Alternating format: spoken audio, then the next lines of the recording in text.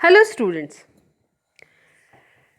In previous video we studied about the life of tribal peoples, how they live, and also that what effect on the tribals of colonial rule कि tribals पे colonial rule का क्या effect पड़ा था। उसी point को हम आगे बढ़ाएंगे कि हमने उस पॉइंट में देखा था कि जो कॉलोनियल रूल था उसकी वजह से ट्राइबल जो चीफ थे उनके ऊपर क्या इफेक्ट पड़ा था, उसी के साथ शिफ्टिंग कल्टीवेटर्स के ऊपर क्या प्रभाव पड़ा था।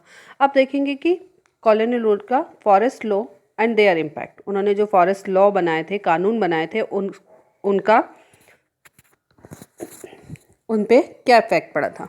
The life of tribal groups as you have seen was directly connected to the forest. So changes in the forest law had a considerable effect on tribal lives. The British extended their control over all forests and declared that forests were state property. Britishers ने क्या किया, forest को state property declare कर दिया. Some forest were classified as a reserve forest for they produce timber which the British wanted.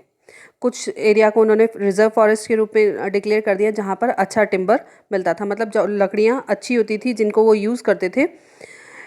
If these forest people were not in these forest people were not allowed to move freely, practice jhum cultivation, collect fruits और hunt tribals.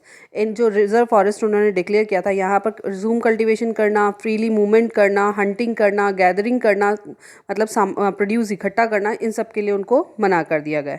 Many were therefore force to move to other areas in search of work and livelihood. अब जब उनको वहाँ से निकाल दिया गया, reserve forest का एरिया डिक्लेयर कर दिया, तो वहाँ से उन ट्राइबल पीपल्स को कल्टीवेशन करने के लिए मना कर दिया, वहाँ हंटिंग करने के लिए मना कर दिया. तो जो लोग वहाँ रह रहे थे उस एरिया में उनको वहाँ से जाना पड़ा.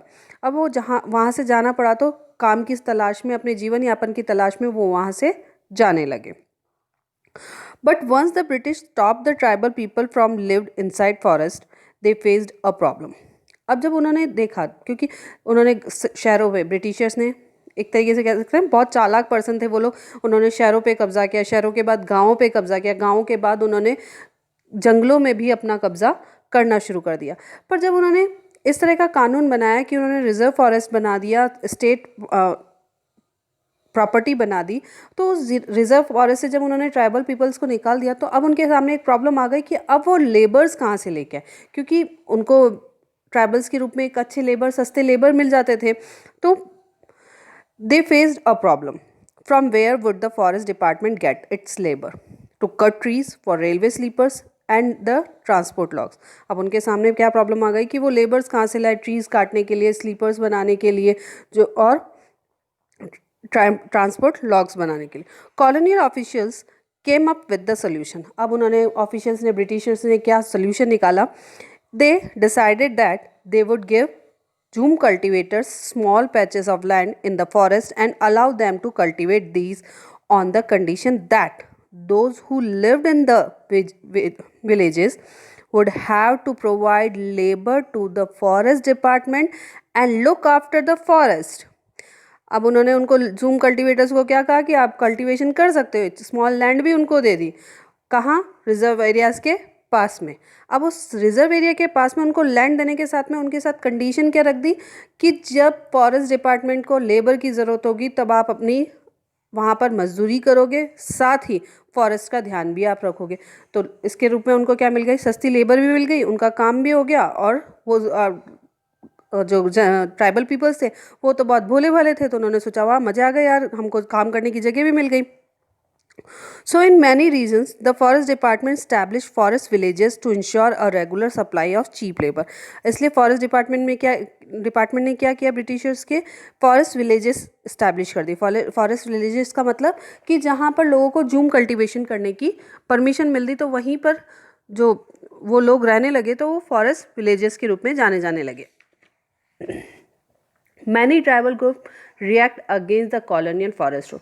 लेकिन फिर भी कई ग्रुप्स ने इसका विरोध किया. डिसऑबे new rule.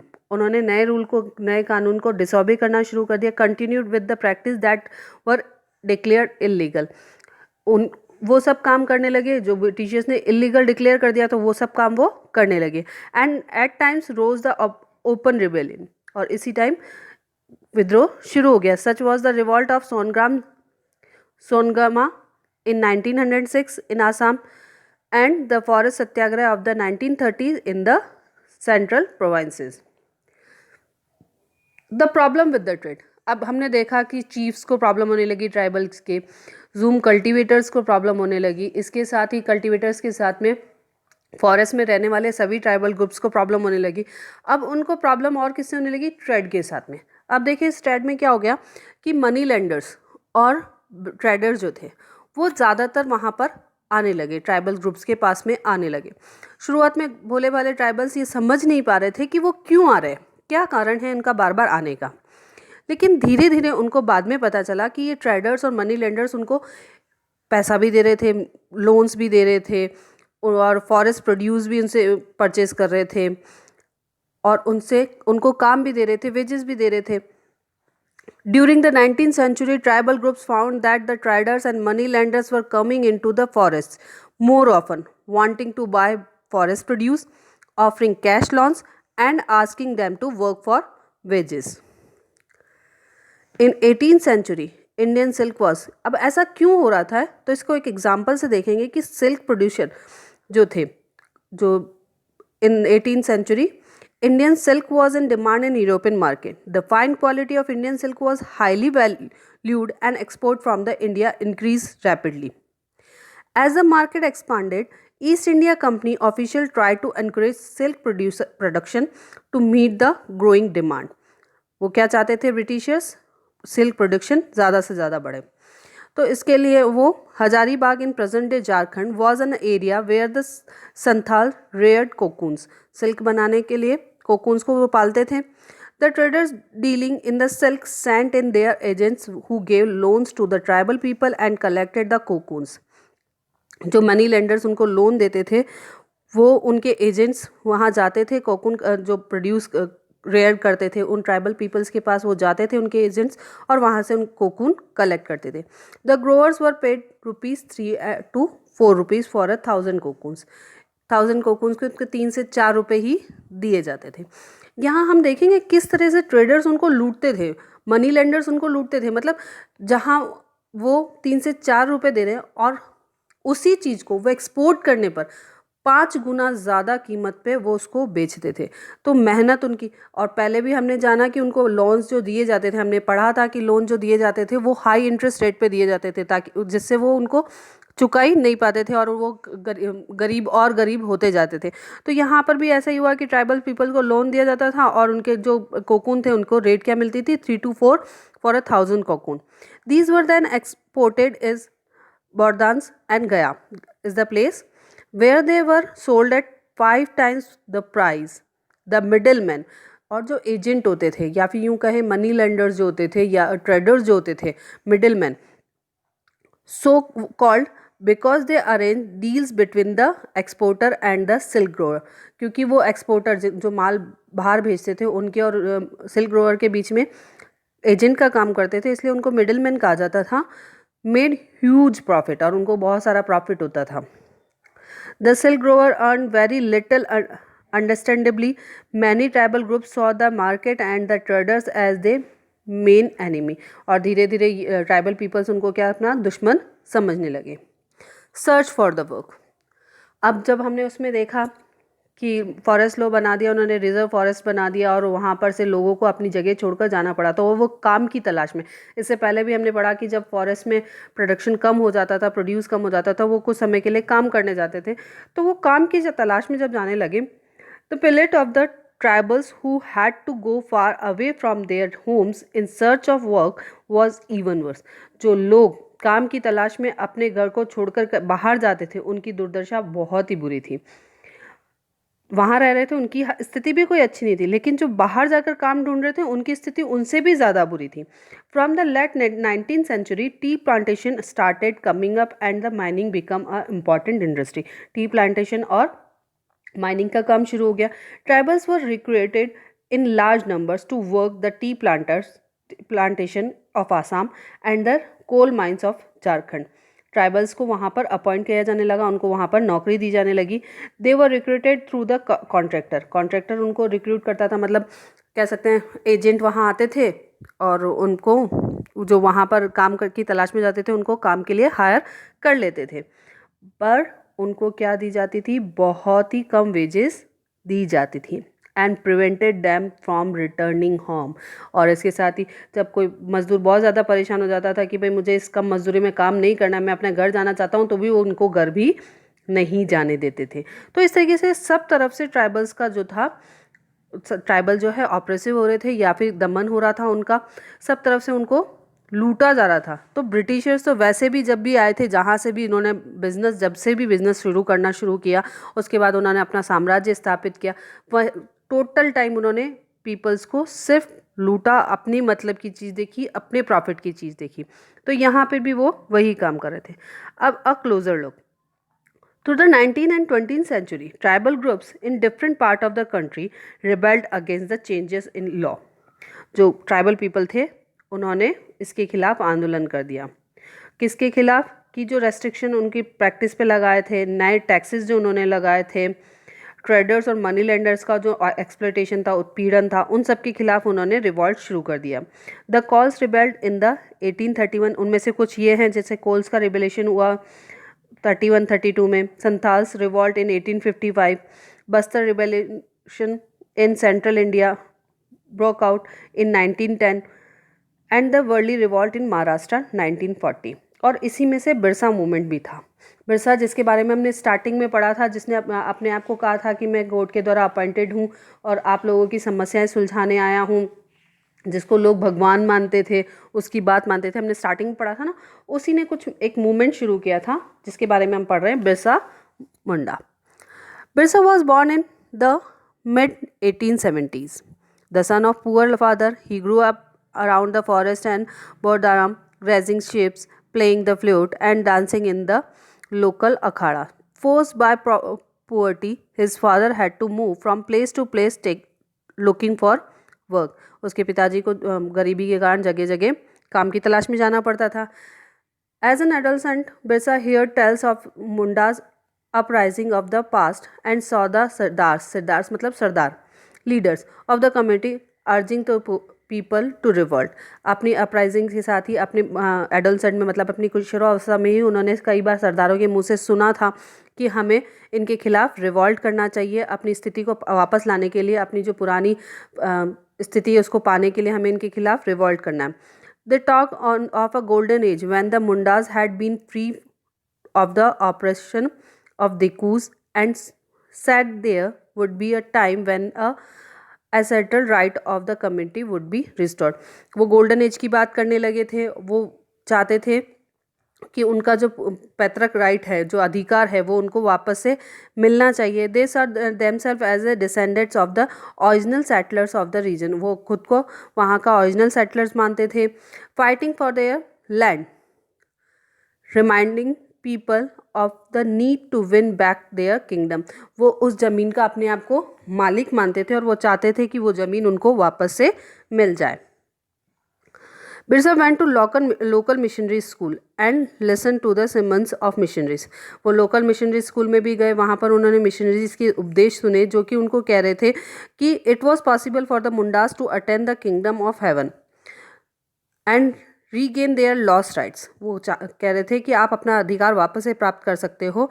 This would be possible, ये तभी पॉसिबल है if they become good Christian, अगर वो गुड क्रिश्चियंस बन जाते हैं और give up there bad practice, और अपनी जो बुरी प्रथाएं हैं उनको छोड़ देते हैं, तो उनको उनका साम्राज्य वापस से मिल सकता है। Later Birsa also spend some time in the company of the prominent Vaishnav preachers, उन्होंने कुछ समय अपना वैष्णव प्रीचर्स मतलब जो वैष्णव उपदेश देने वाले थे उनके साथ भी बिताया था। He wore the scattered sacred thread and began to value the importance of the purity and piety. Vaishnav preachers जो थे, उपदेशक जो थे, उन्होंने जनेऊ, जो जनेऊ पहनी जाती है, पवित्र धागा, उसको पहनने की बात कही थी। इसके साथ ही उन्होंने शुद्धता और दयालुता की बात भी कही थी। तो ये दो थॉट्स उनके दिमाग में आ गई थी कि हमें अगर अपना जो लैंड है वापस से चाहिए, अपना अधिकार वापस से चाहिए, तो हमें हमारी बैड हैबिट्स छोड़नी होगी इसके साथ ही हमें शुद्धता का और दयालुता का भाव रखना होगा। ये उनके दिमाग में सेट हो गया था। बिरसा वॉज डीपली इन्फ्लुएंस्ड, वो उनसे काफ़ी इन्फ्लुएंस है। His movement was aim to reforming tribal society, और उनके रिवॉल्ट का जो एम हो गया, मूवमेंट का जो एम हो गया, वो क्या हो गया, उनकी सोसाइटी को रिफॉर्म करने का, सुधार करने का। He urged the Mundas to give up drinking liquor, उन्होंने अपने जो समुदाय के लोग थे, मुंडास जो थे, उनको कहा कि आप पीना, ड्रिंकिंग लीकर छोड़ दें। क्लीन देयर विलेजेस, विलेजेस को साफ रखें। Stop believing in witchcraft and sorcery, witchcraft मतलब डायन प्रथा और जादू टोने में से विश्वास नहीं रखें। But we must remember that the Birsa also turn against the missionaries and Hindu landlords.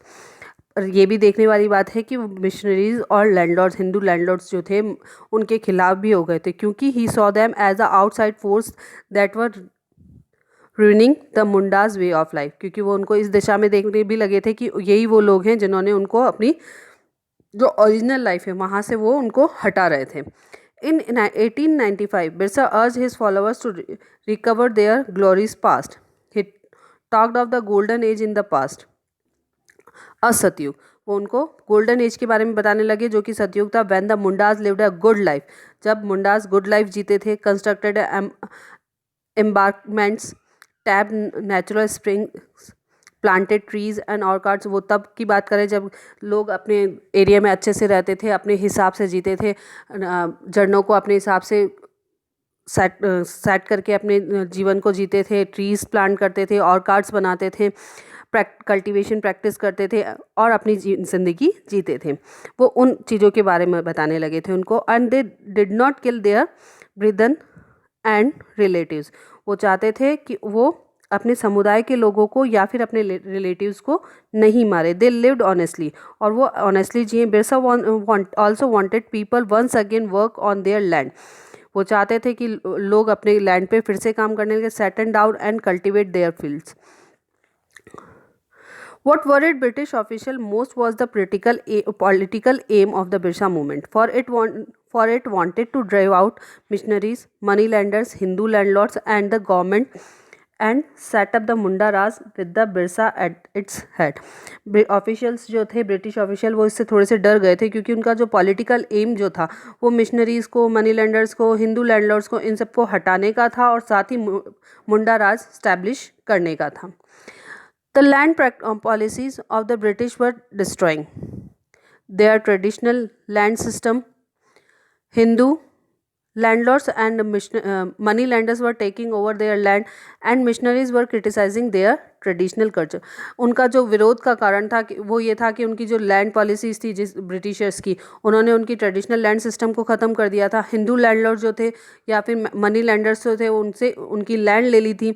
Missionaries जो है उनके ट्रेडिशनल कल्चर को क्रिटिसाइज़ करते थे। ये सारी चीज़ें उनके कह सकते हैं कि उनकी विरोध का कारण था या उनकी परेशानी का कारण था। As the movement spread the British official decide to act, जैसे जैसे मूवमेंट फैलने लगा ब्रिटिशर्स उसके खिलाफ होने लगे। दे अरेस्टेड बिरसा इन 1895, उन्होंने 1895 में बिरसा को अरेस्ट कर लिया और दंगे फैलाने के जुर्म में उनको 2 साल की सज़ा दे दी। When Birsa was released in 1897, he began touring the villages to gather support. वो फिर से सपोर्ट की तलाश में गांव-गांव घूमने लगे। He use traditional symbols and language to rouse the people, और उन्होंने ट्रेडिशनल लैंग्वेज का और सिम्बल्स का यूज़ किया लोगों को उकसाने के लिए। Urging them to destroy Ravana, dikus and the Europeans, और उन्होंने उनसे कहा कि हमें रावण कौन थे यहाँ पे, दिकूज आउटसाइडर्स, और यूरोपियंस जो थे वो दिकूज कहलाते थे, उन सबको हमें ख़त्म करना है। And the establish a kingdom under his leadership. Birsa followers began targeting the symbols of dikus. अब जब लोग इकट्ठे हुए, लोग जागरूक हुए, ट्राइबल्स पीपल, तो उन्होंने ब्रिटिशर्स के, यूरोपियन पावर के जो सिंबल्स थे उन पे अटैक करना शुरू किया। पुलिस स्टेशंस पे, चर्चेस पे, उनकी मनी लेंडर्स की प्रॉपर्टीज़ पे, जमींदारों की प्रॉपर्टीज़ पे, और they raised the white flag as a symbol of Birsa Raj, और वाइट फ्लैग उन्होंने सिंबल के रूप में यूज़ किया था। In 1900 Birsa died at cholera and the movement fade out. Birsa की जो मृत्यु हो गई कॉलेरा से, हेज़ा से उनकी मृत्यु हो गई और उसी के साथ ये मूवमेंट भी ठंडा हो गया। लेकिन इसके कुछ इंपॉर्टेंट फीचर्स सामने देखने को आया कि the movement was significant in at least 2 ways. 2 चीज़ें इसकी इंपॉर्टेंट थी, वो ये थी कि it forced the colonial government to introduce laws so that the land of the tribals could not be easily taken over the dikus. उन्होंने British colonial government को ये फोर्स किया, ये कहा कि वो इस टाइप के लॉज इंट्रोड्यूस करें जिससे कि उन ट्राइबल पीपल की जो लैंड है वो इजीली दीकूज, आउटसाइडर्स, दीकूज यहाँ पर भी है, आउटसाइडर मनी लैंडर्स, ब्रिटिशर्स, जो प्लांटर्स जो वहाँ थे, वो लोग उनकी लैंड को इजीली हथिया ना सकें। Second, it show once again that the tribal people had the capacity to protest against the injustice and the express their anger against colonial rule। एक और इसने ये भी बता दिया कि ट्राइबल पीपल्स इतने कैपेबल हैं कि वो अन्याय के खिलाफ आवाज़ उठा सकते हैं और अपने तरीके से अपनी लड़ाई लड़ सकते हैं। तो हमने ये देखा कि ब्रिटिशर्स जो थे किस तरीके से धीरे धीरे अपना साम्राज्य फैलाते जा रहे थे और उनकी नीतियाँ जो थी वो कितनी किस चालाकी से वो अपनी नीतियाँ बनाकर लोगों को परेशान कर रहे थे। तो ये पूरा चैप्टर हमने ट्राइबल्स के बारे में देखा। Again read this chapter and do the question answer. Okay, thank you.